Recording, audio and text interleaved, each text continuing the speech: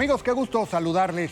Con la crisis, por desgracia, en las últimas semanas se han hecho más palpables las dificultades para las finanzas públicas. Sobre todo la recaudación impositiva ha bajado porque hay menos negocio y esto pega en el impuesto sobre la renta y el IVA. Además, se presentó el presupuesto 2021, que ya está en el Congreso. Para muchos expertos es inercial porque no se contemplan medidas de apoyo y la inversión se mantendrá acotada. Esta noche nuestro invitado es Carlos Hurtado. Él es el director general del Centro de Estudios Económicos del Sector Privado, el CESP. ¿Qué se puede esperar para la economía con el paquete económico 2021? ¿Cuál es la situación para las finanzas públicas? Lo invito a que nos acompañe.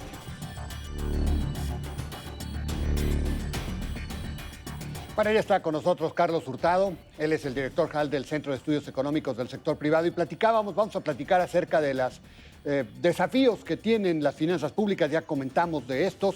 Y Carlos, muchas gracias por la oportunidad de platicar esta noche con nosotros. Muchas gracias, Alberto.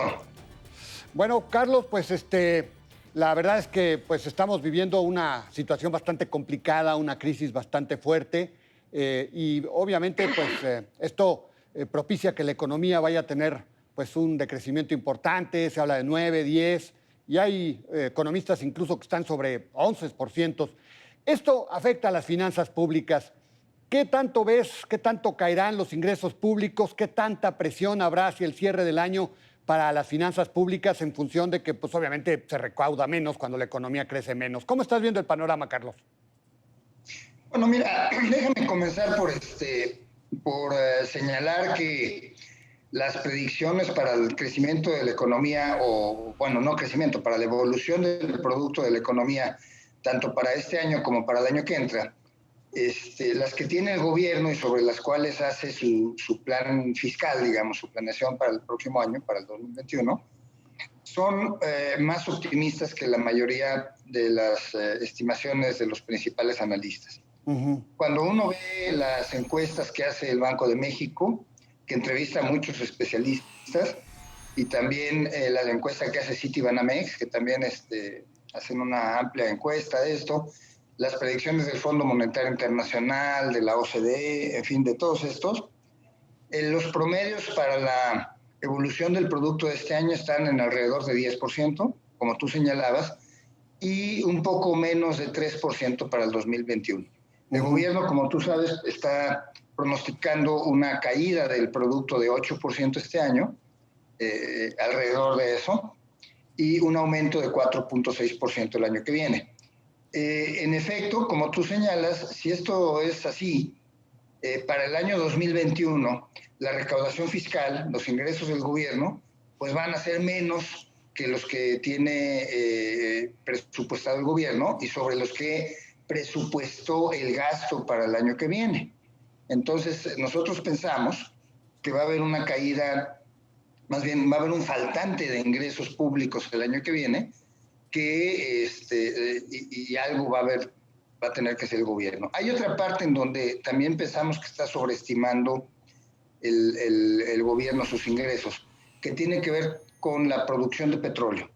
Desde hace 2 o 3 años, la producción de petróleo sobre la que se basa el presupuesto, la plataforma de producción de petróleo, ha sido sobreestimada completamente. Sistemáticamente se ha estado sobreestimando y esto, pues a la hora de la hora, causa unas pérdidas bárbaras para Pemex, porque también el presupuesto de Pemex se planea con base en esa plataforma. Los ingresos propios de Pemex caen, los ingresos que paga Pemex los impuestos que paga Pemex al gobierno también son menores. Y pues ahora ya tenemos, por ejemplo, en este año, en lo que va del año, tenemos de acuerdo, creo que son las cifras a julio, las de los estados financieros de Pemex, una pérdida de 128 millones mil millones de pesos, ¿no? Sí. Mayor que eso, perdón. No la tengo en este momento aquí enfrente de mí, pero es mayor que eso. Entonces, porque eso es lo que pagó de impuestos, pero perdió más. Entonces, yo creo que vamos a entrar a un año en donde va a haber presiones fiscales muy importantes en 2021. En 2020, si me permites ya nada más terminar esta reflexión, sí hubo una recuperación de la recaudación por el impuesto sobre la renta, sobre todo el impuesto sobre la renta de las empresas. Pero esto, digamos, es una cuestión pasajera, porque lo que pasa es que tú sabes que las empresas pagan sus impuestos en el año 2020, pero la declaración del final de los impuestos se hace en 2021. Y se paga sobre las utilidades que tuvieron, o sea, los enteros preliminares o provisionales que se hacen, se pagan sobre las utilidades que tuvieron en el 2019, un año antes. Así funciona el sistema. De manera que en este momento las empresas están enterando a Hacienda más de lo que realmente son sus utilidades, por una parte. Y por otra parte, también la acción del SAT Sí, ha sido muy agresiva, por decirlo así, la fiscalización, ¿verdad? en Del SAT. cuanto a los pagos de impuestos que están en litigio de algunas de las empresas grandes, como se supo.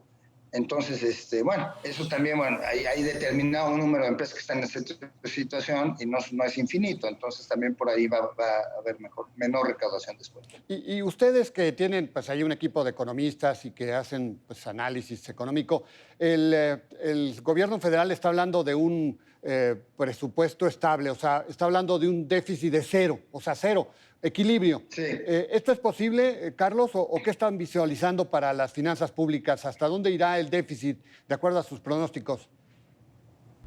Bueno, a ver, hay que aclarar algo bien. Digamos, la narrativa del gobierno en cuanto a las finanzas públicas no ha sido exacta. Ajá. El déficit que se planea para el año que entra no es cero. Es un déficit de alrededor de 4% del Producto Interno Bruto. Lo que pasa es que ese es el déficit amplio, digamos, el déficit verdadero. Lo que sucede es que hay una medida alternativa que es muy útil para la economía, que se llama el resultado primario de las finanzas públicas. Ese resultado primario se obtiene cuando por el lado del gasto se omiten los pagos de intereses, el servicio de la deuda, el pago de intereses por la deuda pública.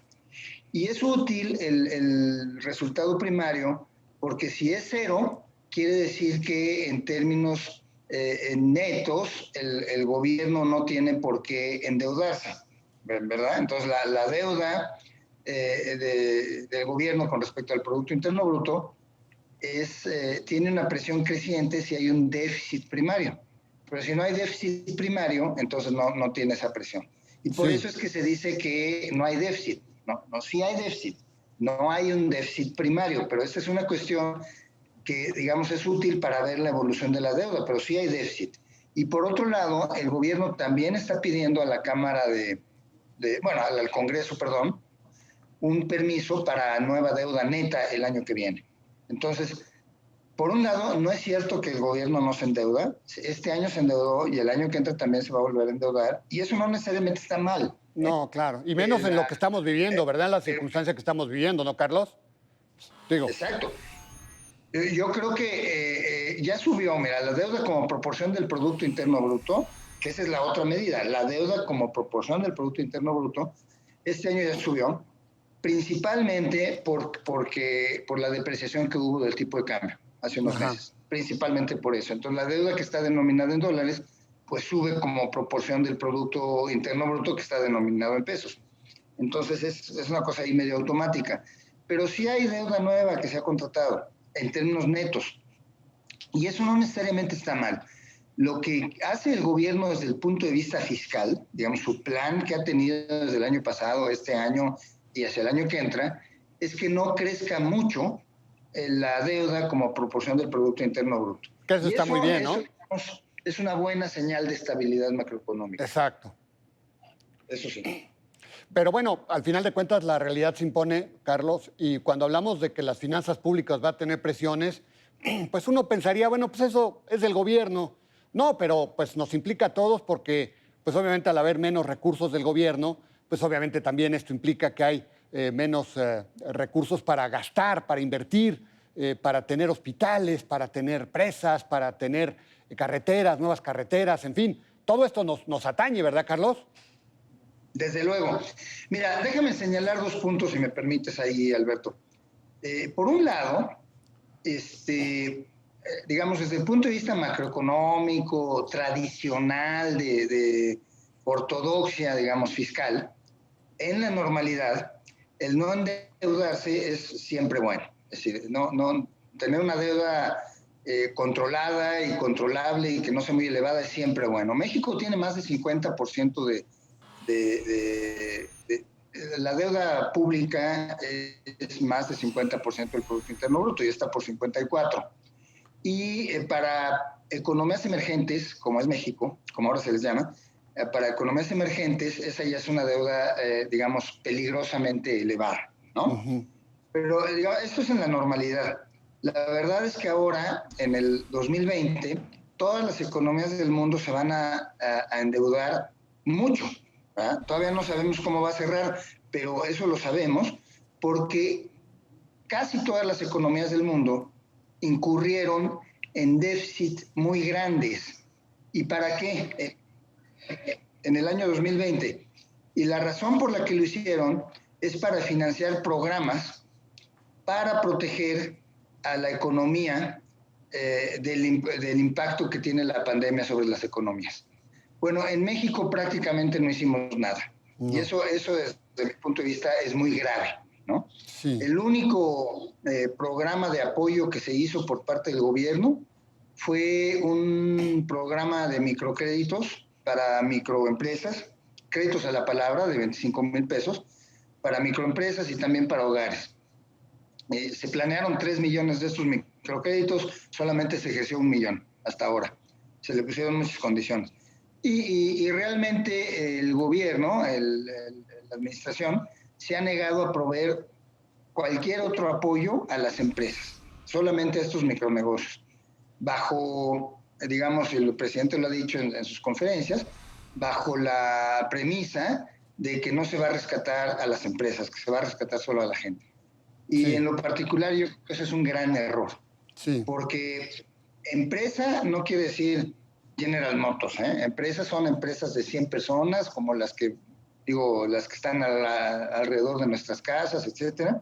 Y hay muchas quiebras porque al estar cerrada la economía, estas empresas carecen de liquidez.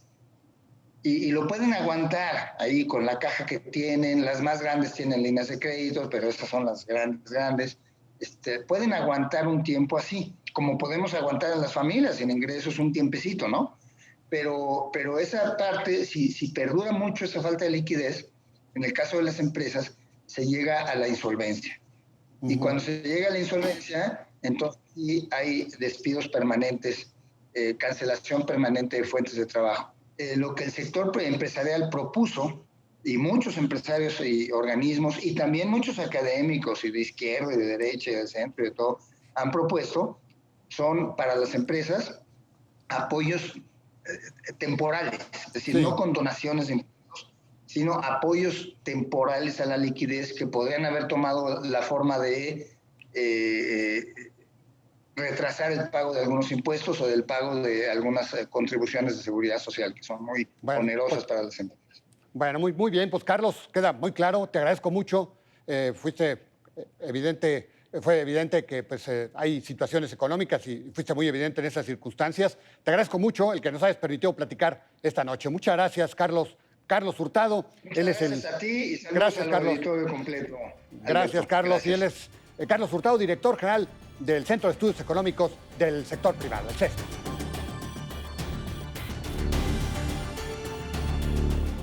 Sí, en definitiva, 2021 tampoco pinta muy bien y se ve difícil que el PIB pueda crecer 4.6%. Además, se requieren empujar más inversiones con el concurso de la iniciativa privada, más allá de las obras icónicas de la actual administración. La misma pandemia, que no ha terminado, impone mayores retos a la coyuntura económica y no se diga el empleo. Así que habrá que ser más proactivos. Lo invito a la próxima semana, aquí y a la misma hora, con más nombres y nombres. Hasta la próxima.